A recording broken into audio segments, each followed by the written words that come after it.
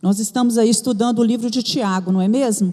Então convido você a abrir sua Bíblia no livro de Tiago. Nós já estamos quase terminando, porque nós já estamos no capítulo 4, e Tiago tem apenas 5 capítulos. Na semana passada nós vimos o início do capítulo 4, que ele começou esse capítulo falando da guerra entre as pessoas. Ele começa com o capítulo 4 falando assim: de onde vêm as guerras e pelejas entre vós? Porventura não vem a saber dos vossos deleites que nos vossos membros guerreiam? Então ele fala para a gente o seguinte, que essas guerras que existem entre as pessoas, elas são frutos de paixões que guerreiam dentro de nós. São frutos da paixão da nossa carne, mas também são frutos da cilada do diabo, e também são frutos da sedução que nós enfrentamos diariamente desse mundo. Mas tudo vem de onde? De dentro de nós. Nós temos condições de dizer sim e dizer não às coisas deste mundo. Então aí nesses primeiros versículos do capítulo 4 de Tiago, ele vai mostrar o risco que nós temos de declarar guerra contra os nossos irmãos, usando o quê? A língua, né? Então, resumindo a aula da semana passada, seria isso aqui: que nós devemos considerar uns aos outros como irmãos e como próximo. Aquele irmão que está aí na sua frente, atrás de você, ele é seu próximo, ele é seu irmão. Vocês são membros da mesma igreja, vocês comungam da mesma fé. Então não podemos falar mal dele. Somos irmãos, membros da mesma família, e devemos cuidar uns dos outros e não falar mal um dos outros.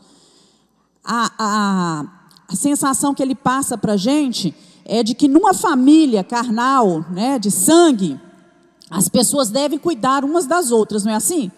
O marido cuida da esposa, a esposa cuida do marido, cuida dos filhos, os irmãos cuidam e protegem um ao outro, e dentro da igreja a mesma coisa.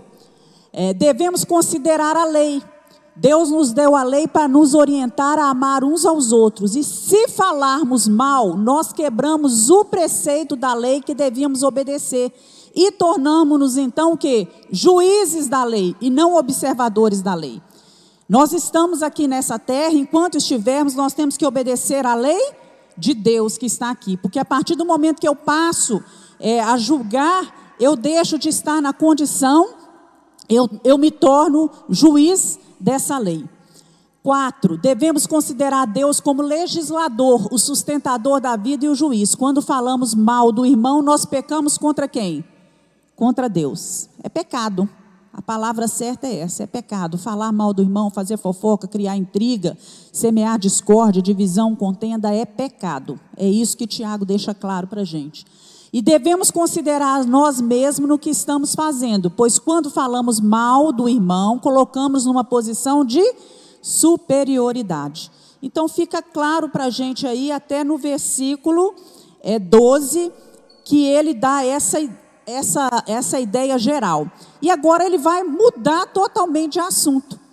O interessante do livro de Tiago é assim, que ele está escrevendo uma coisa, e daí a pouco ele já passa a falar de outra coisa, porque ele está escrevendo para quem? Para crentes, para pessoas que estão dentro de uma igreja, para aquele que crê em Jesus. Ele quer orientar uma igreja acerca dos seus problemas, ele quer orientar o líder da igreja sobre aquilo que ele deve tratar dentro da igreja.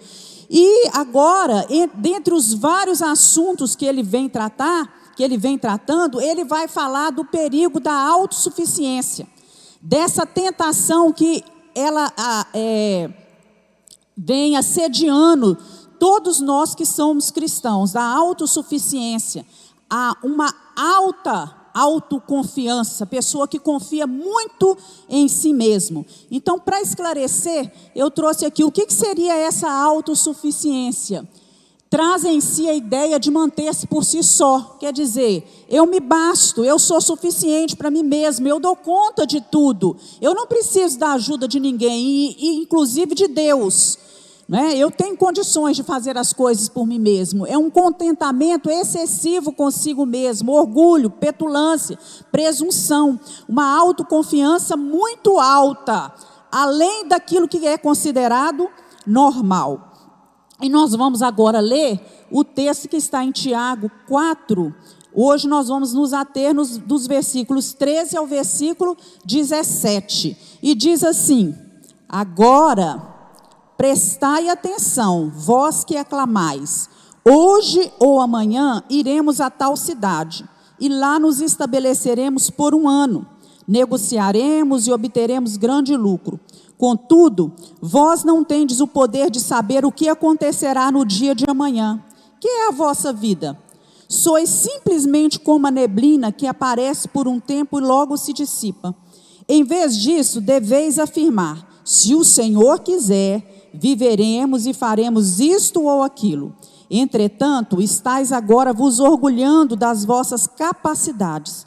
Toda vanglória como essa é maligna. Refleti sobre isso, pois quem sabe que deve fazer o bem e não o faz, comete pecado, né?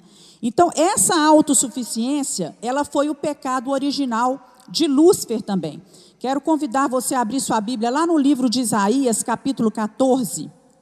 Abre aí Isaías, volta lá para Isaías, capítulo 14, 12 a 15, que trata de Lúcifer, né? Da queda dele do céu. Diz o seguinte: como caíste desde o céu, ó estrela da manhã, filha da alva, como foste cortado por terra, tu que debilitavas as nações. Tu dizias no teu coração: eu subirei ao céu, acima das estrelas de Deus exaltarei o meu trono, e no monte da congregação me assentarei aos lados do norte. Subirei sobre as alturas das nuvens, e serei semelhante ao Altíssimo, e contudo levado serás ao inferno, ao mais profundo do abismo. Então, o que acontece com Lúcifer aqui? Nós sabemos da história que ele era um anjo de luz, né, que habitava os céus, e de repente ele faz uma rebelião contra Deus, e ele é expulso, né, do céu com parte dos anjos que também se rebelaram contra Deus. Há uma subestimação aqui. Ele subestimou a Deus, né, em relação aos desígnios do coração, porque ele deixou de crer que Deus era onisciente e que todo o plano dele, tudo que ele estava fazendo, tudo que ele estava arquitetando, ele não deu conta, né? Isso não ficou bem patente aos seus olhos, de que Deus estava vendo e contemplando todas as coisas. Ele não estava fazendo nada por trás, porque Deus é onisciente. Qualquer coisa que você fizer, Deus está ciente disso. Ele foi autossuficiente, né? O eu dele demonstrou o egocentrismo dele. Ele acreditava muito em si, ele era o centro das coisas. E ele foi muito arrogante quando ele diz, né, eu tenho poder, não preciso da ajuda de ninguém, eu vou me assentar no mais alto dos sublimes tronos, né, e eu vou fazer essa obra sozinha, de suplantar o poder de Deus. E ele se rebela. Rebelião é pecado. Ele se rebela contra Deus, né, tentando usurpar a posição que não lhe cabia. Ele queria se assentar no trono de Deus, tornar-se maior do que o Criador. E Deus, com isso, né, eu fico pensando assim, que como a tentativa dele de fazer todas essas coisas foi frustrada, porque Deus expulsou ele do paraíso, ele passou, quando ele viu o homem, a obra da criatura, da obra perfeita das mãos de Deus, ele passou a querer fazer a mesma coisa com o homem. E essa atitude do homem também, né, de rebelião, de achar que ele podia realmente ser igual a Deus, ter o conhecimento de Deus, fez com que Deus fizesse o quê? Expulsasse o homem, Adão e Eva também, do paraíso, do jardim do Éden. E a partir daí, meus irmãos, dessa expulsão, que o homem e a mulher são colocados para fora, nós também trazemos essa semente no nosso coração. E nós precisamos ter muito cuidado com isso. Então, antes de terminar a sua carta, ele já está quase acabando, ele já vai entrar no último capítulo, ele faz questão de abordar essa tentação da autossuficiência. Então, ele vai falar dos riscos, dos perigos que essa alta autoconfiança, que essa presunção, que essa autossuficiência traz para a nossa vida. Nós precisamos fazer planos? Sim. Ter os nossos alvos, as nossas metas? Sim, mas não com presunção. Não achando que nós podemos fazer todas as coisas sozinho. Então, quais são os perigos? Nós vamos começar por aqui. Quais são os perigos dessa autossuficiência, dessa alta autoconfiança? Primeiro, é querer tomar nas nossas próprias mãos o nosso destino. O nosso destino, o nosso futuro está nas mãos de quem? De Deus. E nós não temos o poder e nem capacidade para tomar o nosso futuro nas nossas mãos. Eu gosto sempre de trazer para a minha lembrança que eu estou no presente, que eu só vejo o que acontece no presente. E muitas vezes eu não consigo enxergar realmente como as coisas são no presente. Porque às vezes a gente está olhando e vê de um determinado ângulo que não é o ângulo correto, o ângulo verdadeiro. Daí, em uma determinada situação, várias pessoas presenciando aquilo, terem visões diferentes sobre aquilo. Então, nós precisamos tomar cuidado com isso, é um perigo. E também ter em mente que a presunção é uma declarada desobediência ao propósito de Deus. E quando nós estamos em desobediência ao propósito de Deus, nós estamos levando uma vida de pecado. E às vezes inconsciente de que aquilo é pecado, sem dar conta. A nossa autossuficiência, essa autoconfiança nossa, ela é tão exacerbada que nós não damos conta de que aquilo ali é pecado. Em relação à vida humana, a vida que nós levamos aqui na Terra, nós podemos afirmar duas coisas. Primeiro, que em até certo sentido, nós temos o poder, o controle humano. Nós podemos controlar algumas coisas na nossa vida. Por quê? Nós tomamos decisões, nós fazemos escolhas. Todos os dias nos são propostas novas escolhas, tomar decisões. Nós escolhemos quem nós queremos ser, com quem nós andamos, no lugar aonde a gente vai, não é? O que a gente faz na vida. Então isso está nas nossas mãos. Tanto é que nossa preocupação como pais, aqueles que têm filhos sabem disso, é que os nossos filhos aprendam a fazer boas escolhas. Porque nós ensinamos os nossos filhos até um determinado momento aquilo que é bom na vida. Mas a partir dali, eles vão levar a vida fazendo as suas próprias escolhas. E a nossa oração, o desejo do coração de um pai, de uma mãe, é que os filhos façam boas escolhas. Porque as nossas decisões no presente, elas determinam o nosso futuro. Então nós precisamos ter isso em mente. Em até certo ponto eu tenho controle da minha vida. Eu posso dizer sim e eu posso dizer não. Eu posso me abster de algumas coisas, que aquilo que eu sei que a Bíblia já me fala que não dá certo, que é errado. E isso vai me poupar muito sofrimento. E agora, podemos afirmar também que a vida está no controle de Deus. Porque nós podemos dizer, se Deus quiser, nós iremos, nós compraremos, nós faremos isso, nós faremos aquilo, porque nós não sabemos quantos dias viveremos nessa terra, até que ponto nós estaremos vivos, até que dia estaremos vivos. Então é realmente se Deus quiser, porque Ele é o dono da vida. E eu gostaria de ver alguns pontos importantes em relação a esses poucos versículos que Tiago nos escreve aqui. Primeiro, que autossuficiência é planejar sem Deus. Olha aí no versículo 13, Tiago 4, 13. Ei agora vós que dizeis, hoje e amanhã iremos a tal cidade, lá passaremos um ano, contrataremos e ganharemos. O que nós podemos aprender aqui? Que não há nada de errado em fazer planos. Jesus mesmo falou que o construtor que é prudente, que é aquele que é sensato, ele primeiro ele senta e ele calcula, ele planeja para saber se ele será capaz de levar aquele empenho, aquela atitude, até o final. Nós vemos que 2 homens, lá em Mateus, nós vemos a história de 2 homens. Um olhou para a rocha e falou o seguinte: eu vou construir uma casa em cima de uma rocha. E o outro olhou para a areia e falou: eu vou construir a minha casa aqui nessa areia, porque é mais fácil. Qual teve mais trabalho? Qual gastou mais? Não é? Aquele que construiu a casa na rocha. Mas os dois tiveram opção para escolher. Então nós precisamos ser prudentes. Um foi prudente, o outro foi imprudente. Tanto é que ele logo perdeu a sua casa. Então não tem nada de errado em fazer planos, né? Segundo, que nós, né, devemos planejar o uso do nosso tempo, o uso do nosso dinheiro, para que a gente não seja tido como irresponsável, cair no descrédito das pessoas por não conseguir cumprir a nossa palavra. Isso é muito importante. E eu convido você a abrir sua Bíblia em Lucas 14, vai lá em Lucas 14, 28 a 30. Que diz o seguinte: qual de vós, se quiser construir uma torre, primeiro não se assenta e calcula o preço, para ver se tem dinheiro suficiente para completá-la?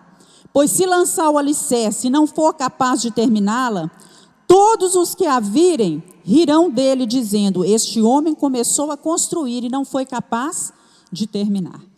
Então, o que ele está condenando aqui não é o você planejar, mas é o você fazer planejamentos à parte de Deus, sem contar com Deus. É prudente, é sensato, é bom senso você planejar, você iniciar uma construção quando você tiver condições de concluir. Você pensar bem quando você for fazer um curso, para você não perder dinheiro, né, naquilo que você realmente quer fazer, para você não perder seu tempo.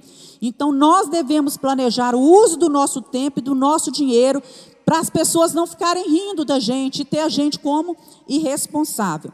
Uma das características que marcam o mundo moderno hoje, esse mundo contemporâneo em que vivemos, é o consumismo.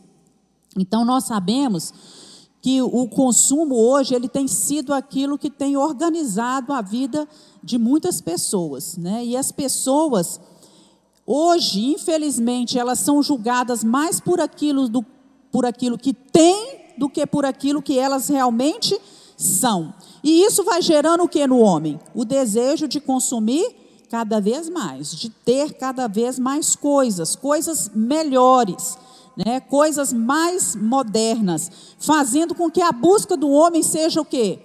Uma vida insaciável de busca por aquilo que não é pão. Então nós estamos vendo essa nossa geração vivendo assim, dessa forma. Por quê? Por causa do domínio da tecnologia, das produções publicitárias, da propaganda, que leva o homem a desejar tudo, o processo de fabricação muito ágil, novos produtos são lançados no mercado assustadoramente, numa rapidez muito assustadora. Então, o que acontece? O mercado está querendo obrigar o homem a consumir cada vez mais, e ele está baseado na insatisfação do homem. O homem torna-se cada vez mais insatisfeito com aquilo que ele tem. E esse ciclo consumista, ele vai girando e provocando uma movimentação contínua no mercado. Então, o mercado está fabricando, né? E às vezes aquilo que o mercado fabrica, a gente compra, que não tem nem nada a ver com a nossa necessidade e com a nossa utilidade. Haja vista, né, que a gente recebe no bazar coisas que foram compradas e que nunca foram usadas. Eu vejo ali pessoas que compraram simplesmente pelo ato de comprar. Nunca usou, nunca utilizou. Só uma vez, né, e vão doando. O bazar agradece, mas isso aí leva a gente a pensar também, né?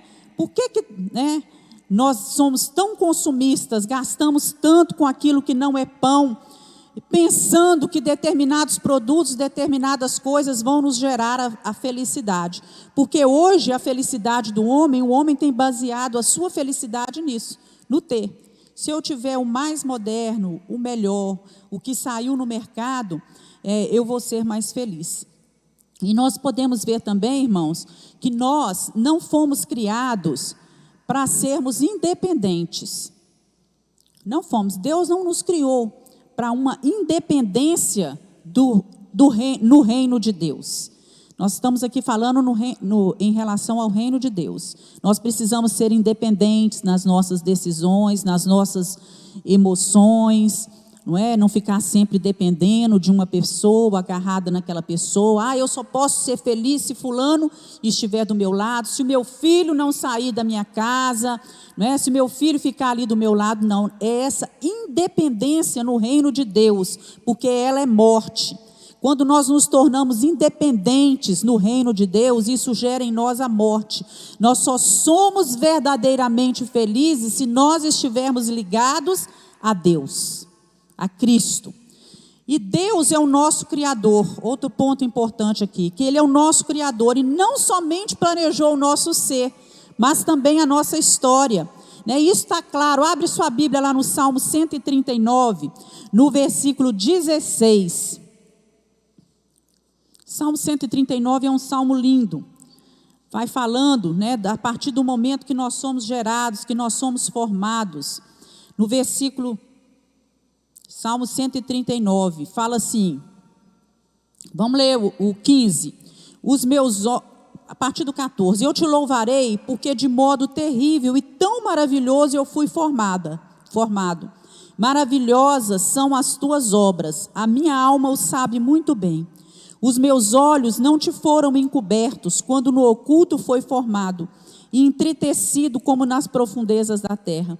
Os teus olhos viram o meu corpo ainda informe, e no teu livro todas estas coisas foram escritas, as quais iam sendo dia a dia formadas, quando nenhuma delas sequer ainda havia. Olha que coisa linda. Deus nos criou, Deus acompanhou a nossa formação. Os olhos de Deus estavam nos vendo, estavam nos contemplando. Então, Deus sabe o que é melhor para nós. Ele sabe qual é o melhor emprego, Ele sabe quem é que vai ser o melhor cônjuge, aquele que nós precisamos para a nossa vida. Ele sabe o melhor negócio a ser feito. Ele sabe onde nós deveríamos morar, em qual cidade. Ele sabe de tudo em relação à nossa vida. E agir, meus irmãos, antes de consultar a Deus, é loucura, porque nós somos limitados. E a nossa visão, ela é limitada, a nossa visão global em relação à vida, ela é totalmente limitada. Então, nós, muitas vezes, tomamos decisões que afetam não só a nossa vida, mas também a vida de outras pessoas. Então, nós precisamos parar de agir com loucura, independente do agir de Deus.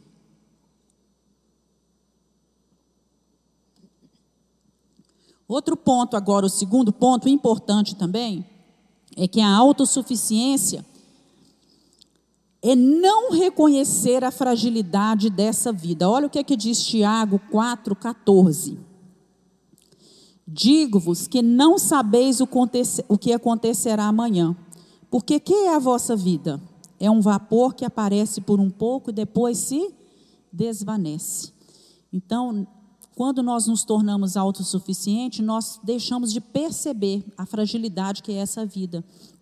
Há pessoas que vivem alienadas. E olha, gente, que ele está falando aqui para gente que estava dentro de uma igreja. Ele não está falando aqui para ímpio, para quem estava fora da igreja, não. Ele está falando para cristãos, né? Nós deixamos de entender que nós somos peregrinos nessa terra e começamos a buscar só os nossos próprios interesses e esquecemos como a vida passa rápido.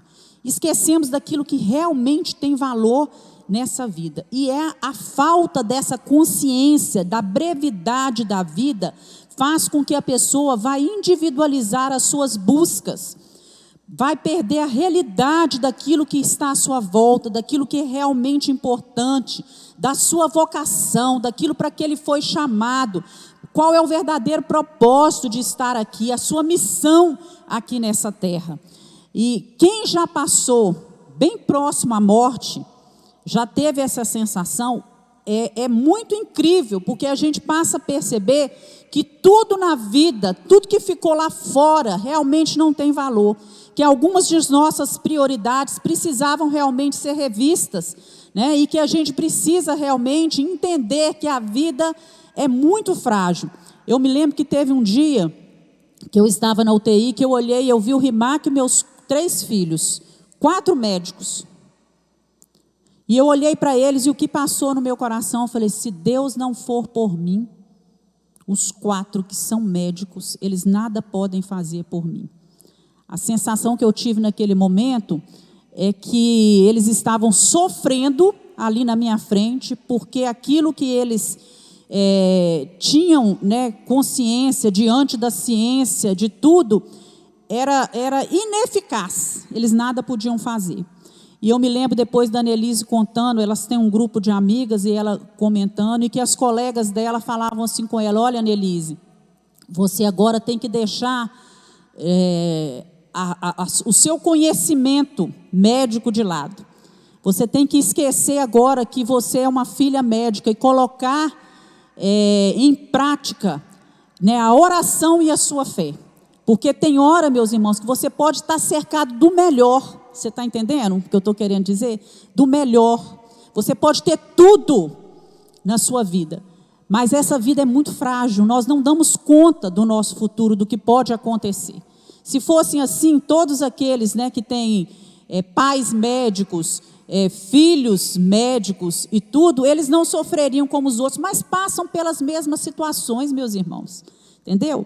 A condição de uma pessoa, aquele que tem muito dinheiro, ele não sofreria igual os outros. E nós vimos agora nessa pandemia, pessoas que muito tinham, muita condição financeira, que podiam pagar os melhores hospitais, os melhores médicos, mas que nada adiantava, porque a vida é frágil, a vida passa. E eu me lembrei de um conto de Rubens Alves, que eu vou ler aqui com vocês. Eu vou ler aqui na minha folhinha, para eu não ter que virar de costa. Eu gosto muito disso. Contei meus anos e descobri que terei menos tempo para viver do que já tive até agora. Tenho muito mais passado do que futuro. Sinto-me como aquele menino que recebeu uma bacia de jabuticabas. As primeiras ele chupou displicentemente, mas percebendo que faltam poucas, ele rói o caroço. Já não tenho tempo para lidar com mediocridades. Inquieto-me com os invejosos, tentando destruir quem eles admiram, cobiçando seus lugares, talento e sorte. Já não tenho tempo para administrar melindres de pessoas. As pessoas não debatem conteúdo, apenas rótulos. Meu tempo tornou-se escasso para debater rótulos. Quero essência, minha alma tem pressa. Sem muitas jabuticabas na bacia, quero viver ao lado de gente humana, muito humana, que não foge de sua mortalidade, caminhar perto de coisas e pessoas de verdade. Não é muito verdadeiro isso? Né? As bacias na nossa jabuticaba, elas vão o quê? Né? Vão sendo chupadas com o nosso tempo, né? Elas vão passando. E, de repente, em momentos, a gente vê que tem menos jabuticabas na bacia do que tinha no início. E a gente não deve aproveitar esses últimos anos que nós temos, não é, com coisas, né, igual ele fala aqui, melindres de pessoas, debater conteúdo, rótulos, não é? E tudo a gente deve ocupar com a nossa vida, com aquilo que é muito importante. E há duas razões que nós temos para aceitar o fato da fragilidade da vida. Primeiro, nós não temos controle sobre o futuro. Isso é fato, né? Ele diz aqui, vocês nem sabem o que acontecerá amanhã. Nós não sabemos o que vai acontecer amanhã. Para essa nossa mente aqui, ó, limitada, o futuro ele é totalmente incerto. Então, qualquer coisa pode acontecer a nós. Pode acontecer um acidente, não é? Você pode fazer uma viagem, acontecer um acidente. Você pode sair aqui, ó, cair na porta da igreja. Não é assim? Igual nós já vimos acontecer algumas vezes, e machucar. Pode haver um incêndio, você pode ser assaltado, você pode morrer. Não é assim? Então, nós não sabemos. Às vezes, todas as medidas de segurança que nós tomamos, elas são insuficientes para evitar uma tragédia. Inclusive em relação aos nossos filhos. Eu acho muito lindo quando há uma apresentação de bebê, e esse bebê é apresentado a Deus, porque isso quer dizer o seguinte, que os pais, os avós, a família de uma forma geral, Todo mundo cuida bem, todo mundo ama, todo mundo faz o melhor por aquela criança e quer o melhor, mas aquela criança tem que estar entregue nas mãos de Deus, porque todo o nosso cuidado é insuficiente, nós não temos controle em relação ao futuro, por isso que tem que estar entregue nas mãos do Senhor. E outra razão que nós temos para aceitar a fragilidade da vida é que a nossa vida terrena caminha rapidamente para o fim, porque ele diz assim: o que é a vossa vida? É um vapor, olha só, é um vapor que aparece por um pouco e logo depois ele some. A neblina, ela não é sólida e ela nem é permanente, ela não resiste por muito tempo à luz do sol. Quando começa a sair, né, o calor do sol, a ação do sol, o que a neblina faz? Ela some, ela dissipa. Então assim também, qualquer fogo da provação que vier sobre nós, pode ser suficiente para dar cabo à nossa vida. Então a nossa vida caminha para o fim. Se nós permanecermos vivos, é porque Deus está nos mantendo vivos. Se estamos aqui é porque Deus nos manteve. E o autossuficiente, ele é imprudente, ele vive intensamente o presente, de uma forma egoísta, e não investe no futuro, não investe em fazer a vontade de Deus. Lá em Mateus, abre aí fazendo favor, em Mateus capítulo 6, Mateus capítulo 6, no versículo 19 e 20. Mateus capítulo 6, 19 e 20. Diz o seguinte: não ajunteis tesouro na terra, onde a traça e a ferrugem tudo consomem, e onde os ladrões minam e roubam. Ajuntai tesouros no céu, onde nem a traça nem a ferrugem consome, e onde os ladrões não minam nem roubam. Então é lá que nós temos que ajuntar o nosso tesouro. Hoje passa-se a vida preocupada em adquirir e em construir coisas nesse mundo e se esquece daquilo que deve ser construído e que deve ser deixado para a eternidade. E aqui a própria Bíblia nos orienta a isso. Vamos abrir lá no livro de Jó. Nós vamos ver alguns versículos que falam. Jó, ele revela de forma clara para a gente a fragilidade da vida. Jó capítulo 7. Jó capítulo 7, versículo 6.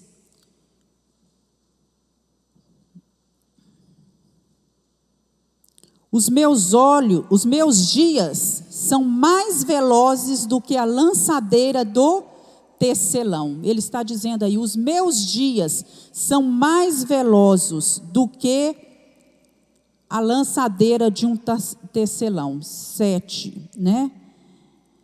Aí no 7, ele fala assim: lembra-te de que a minha vida é como um vento. Ele fala no versículo 7, é como um vento. Jó 8, 9. Na parte B, porquanto nossos dias sobre a terra são como a sombra. Jó 9, 25. E os meus dias são mais velozes do que um corredor. São mais velozes do que um corredor. Jó 14, 1 e 2. O homem nascido de mulher vive breve tempo, cheio de inquietação. Nasce como a flor e murcha, foge como a sombra e não permanece. Então, porque a vida é tão breve, tão passageira, passa tão rápido, nós não podemos desperdiçá-la e nem vivê-la na contramão da vontade de Deus. O que Deus tem para nós, a vontade de Deus para nós é o melhor. Terceiro ponto que nós vamos ver aqui é que a autossuficiência é deixar de depender de Deus. Voltando lá para Tiago capítulo 4, versículo 15, que diz assim: em lugar do que devis dizer, se o Senhor quiser, se vivermos, faremos isto ou aquilo. Então muitos dizem que creem em Deus, falam que creem em Deus, mas na verdade não há evidência na sua vida de que as decisões que eles tomam são decisões de quem busca de fato a Deus. E nós precisamos tomar cuidado com isso, porque não basta apenas eu falar que creio em Deus, não basta simplesmente eu ter me convertido, ter aceitado Jesus, levantado a minha mão, ir na frente da igreja, ou ter feito uma oração com alguém. Não basta isso. A nossa vida tem que mostrar, o nosso jeito de viver tem que mostrar que realmente nós cremos em Deus, né? Lá em Colossenses 2, vamos voltar a nossa Bíblia e voltar um pouquinho atrás. Tem aí Colossenses capítulo 2, versículos 6 e 7. 2, 6 e 7. Pois, como recebeste a Jesus Cristo, assim também andai nele. Olha que coisa linda. Do modo que vocês receberam a Jesus, continuem a viver nele. Continuem andando nele, enraizados, edificados nele, firmados na fé, do jeito que vocês foram ensinados. Então não basta apenas falar que crê em Jesus, mas tem que continuar andando nele, crendo nele, vivendo uma vida de conformidade com a palavra do Senhor. E hoje aquilo que nós mais vemos são cristãos que vivem dentro de uma igreja, vão à igreja aos domingos, ouvem a palavra do Senhor, louvam a Deus, mas quando sai lá fora na segunda-feira, eles continuam vivendo a sua vida como se nada disso aqui fosse suficiente. Não estão enraizados na palavra de Deus, não estão firmados, não vivem aquilo que foram ensinados nos domingos, ou aquilo que leem na palavra do Senhor. Agora, nós podemos reconhecer que alguém depende realmente de Deus por duas coisas. Primeiro, ele confessa que a sua vida depende de Deus. Ele fala: se o Senhor quiser, nós vamos fazer isso. Se o Senhor quiser, nós vamos viver, né? Quer ele viva ou não, ele está nas mãos de Deus. Ele fala realmente, ele confessa. Então, para isso, ele desenvolve uma atitude de louvor, ele desenvolve atitudes que realmente mostram isso, que ele confia em Deus e que ele depende de Deus. E também ele consulta a Deus por tudo, aprende a consultar a Deus. No Antigo Testamento, nós vemos quando os servos de Deus, os grandes homens de Deus, reis, profetas no passado, quando eles iam tomar alguma atitude, ou enfrentar uma batalha, enfrentar um inimigo, todas as vezes que eles consultavam a Deus, que eles pediam orientação a Deus, eles saíam vitoriosos. Mas às vezes que eles eram autossuficientes, que eles confiavam na força do exército, na capacidade, olha, lá tem 30 mil homens, eu estou com 300 mil homens, né? Eles perdiam as batalhas, porque eles deixaram de consultar a Deus, de buscar a orientação de Deus, às vezes em coisas que eram óbvias, que parecia claro, que era lógico que eles iriam vencer, 300 contra, né? E eles perdiam as batalhas por causa disso. E assim é na nossa vida. Se nós quisermos viver bem aqui nessa terra, nós devemos confiar em Deus, buscar a orientação de Deus, até naquilo que nós muitas vezes já sabemos. É o óbvio, é o claro, mas se Deus quiser, Senhor, o que o Senhor acha disso? Senhor, me dá força, me capacita para fazer isso, né? E aprender a orar. Olha a oração que o salmista faz no Salmo 143, versículo 10. Essa tinha que ser nossa oração todos os dias de manhã. Salmo 143, versículo 10.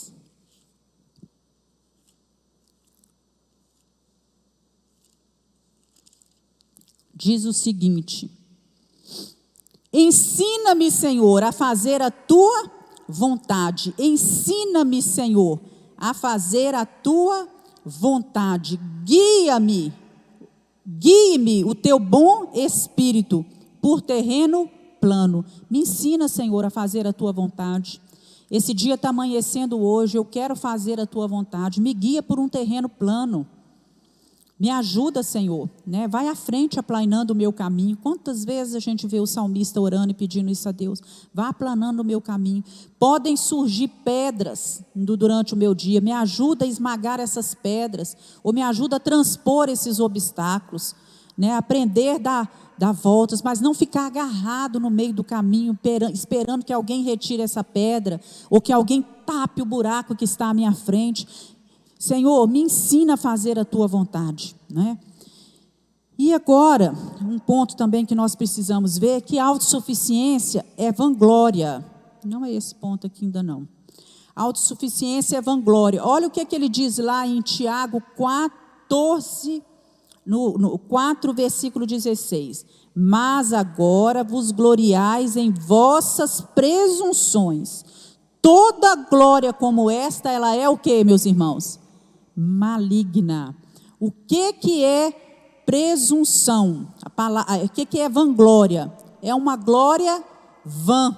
É um sucesso vazio. Está bem assim no dicionário. É um sucesso vazio. Nós não somos nada sem Deus. Não podemos nada sem Deus. Então passar essa vida, não sem depender de Deus, isso é uma ilusão. Nós estamos enganando a quem? Não é? E uma infinidade de coisas fora do controle pode acontecer e pode frustrar todos os nossos esforços.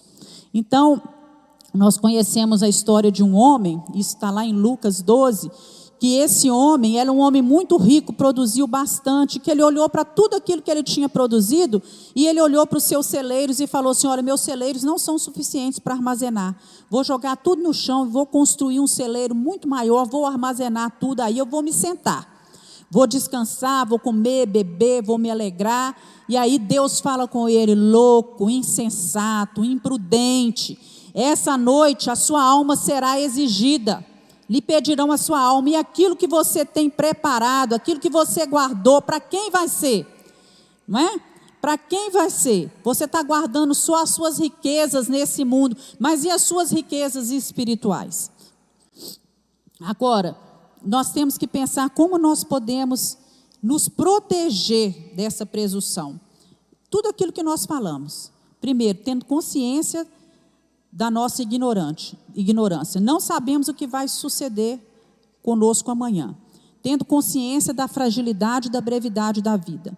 Tendo consciência da nossa dependência total de Deus.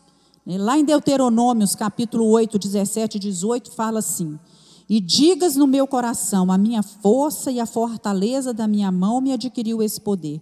Antes te lembrarás do Senhor teu Deus, é Ele que te dá força para adquirir riqueza, para confirmar a sua aliança, que jurou aos seus pais, como se vê nesse dia. Total consciência da nossa dependência de Deus. E por último, conhecer e obedecer à vontade de Deus. Muitos conhecem a vontade de Deus, mas deliberadamente desobedecem à vontade de Deus. Conhecem, mas não fazem. E a Bíblia fala, lá em 2 Pedro 2, 21, melhor lhes fora nunca terem conhecido o caminho da justiça, do que após conhecê-lo, voltarem para trás, apartando-se do santo mandamento que lhes foi dado. O nosso pecado, ele torna-se muito mais grave, torna-se muito maior, mais hipócrita, mais danoso, quando nós temos conhecimento da palavra de Deus. Quando nós sabemos aquilo que devemos fazer e não fazemos. É mais grave porque nós pecamos com um conhecimento muito maior. É mais hipócrita porque nós declaramos uma coisa, mas desobedecemos. Eu creio nisso, mas desobedeço isso. Fala que crê, mas desobedece. E é danoso porque o nosso pecado também não faz mal só para a gente, mas o nosso pecado atinge quem está ao nosso redor, atinge outras pessoas. Então traz danos para nós. E quando nós desobedecemos a vontade de Deus deliberadamente, o que acontece? Nós somos disciplinados por Deus. Lá em Hebreus, capítulo 12, versículo 5, capítulo 12, do versículo 5, 11, fala assim: e já vos esquecestes da exortação que argumenta convosco como filhos? Filho meu, não desprezes a correção do Senhor. Não desmaiem quando por ele fores repreendido, porque o Senhor corrige a quem ama, açoita qualquer que ele recebe por filho. Se suportais a correção, Deus vos trata como filhos, porque que filho há a quem o pai não corrija? Mas se estáis sem disciplina, da qual todos são feitos participantes, sois então bastardos e não filho. Além do que tivemos nossos pais segundo a carne, para nos corrigirem. Olha o papel nosso de pai, que coisa importante. Os nossos pais segundo a carne, para nos corrigirem, e nós os reverenciamos. não nos sujeitaremos muito mais ao Pai dos Espíritos para vivermos? Portanto, aqueles, na verdade, por um pouco de tempo, nos corrigia como bem lhes parecia. Quer dizer, os nossos pais na terra, por um pouco de tempo, nos corrigiam. Mas o nosso Pai Celeste, para nosso proveito, para sermos participantes da sua santidade. Na verdade, toda correção ao que no presente não parece ser de gozo, senão de tristeza, mas depois produz um fruto pacífico de justiça nos exercitados por ela. Então, glória a Deus porque Ele nos corrige, porque Ele nos chama de volta, porque Ele nos disciplina, porque isso quer dizer que nós somos filhos, porque se Ele assim não fizesse, seríamos bastardos, não é? Quando desobedecemos a Deus, perdemos recompensas espirituais. Isso é uma verdade. Nós deixamos de receber bênçãos espirituais. E aqui nós não estamos falando de bênçãos espirituais. Porque tem gente que pensa assim, quando eu desobedeço a Deus, Deus não abençoa meu negócio, Deus não abençoa minha família, isso também. Mas as bênçãos maiores são as bênçãos espirituais. E nós sofremos consequências sérias na vinda do Senhor Jesus, né? Lá em Colossenses 3, 22 a 25, diz assim: vós servos, obedecei em tudo a vossos senhores segundo a carne, não servindo só na aparência, como para agradar aos homens, mas em simplicidade de coração, temendo a Deus. Tudo quanto fizerdes, fazei-o de todo o coração, como ao Senhor e não aos homens, sabendo que recebereis do Senhor o galardão da herança, porque a Cristo o Senhor estáis servindo. Mas quem fizer agravo, receberá o agravo que fizer, pois não há acepção de pessoas. Então, tudo que nós fizermos, né, em obediência à vontade do Senhor, nós seremos abençoados, mas também se nós desobedecermos, nós sofreremos as consequências disso. E eu não poderia deixar de falar um pouquinho sobre esse último versículo. Olha aí, Tiago 4, 7. Aquele, pois, que sabe fazer o bem e não o faz, comete pecado.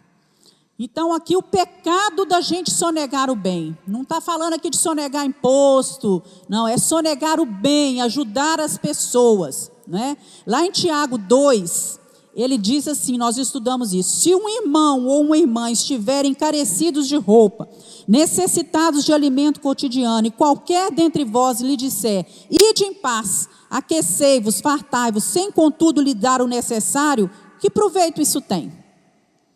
Nenhum. Não tem proveito nenhum. Então, ele faz coro aqui com a igreja primitiva, porque a igreja primitiva usava a necessidade dos irmãos que estavam dentro da igreja como uma oportunidade para desenvolver na vida daqueles que tinham condições, solidariedade e o dom de socorro. O dom de socorro é um dom.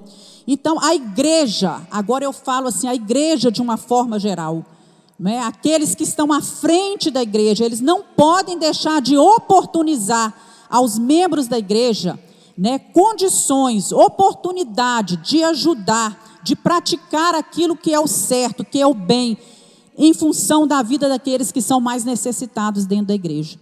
E muitas igrejas hoje erram, porque a dependência delas, às vezes, não é simplesmente dos dízimos e das ofertas, mas elas são dependentes de recursos que vêm de outras administrações não eclesiásticas. Mas Deus deixou dízimos e ofertas para que a gente pudesse, né, abençoar também aqueles que são irmãos dentro da igreja, ajudar. E que coisa maravilhosa é a gente saber que há pessoas dentro da igreja que, quando veem a oportunidade de ajudar um irmão, igual foi agora em função da Missão Vida, né, vários, né, vamos dar uma calça, vamos doar R$25 numa feijoada para ajudar. Muitas pessoas comprando, às vezes nem vieram pegar a sua feijoada, mas compraram para ajudar. A igreja precisa criar essas oportunidades de cada um de nós abençoar.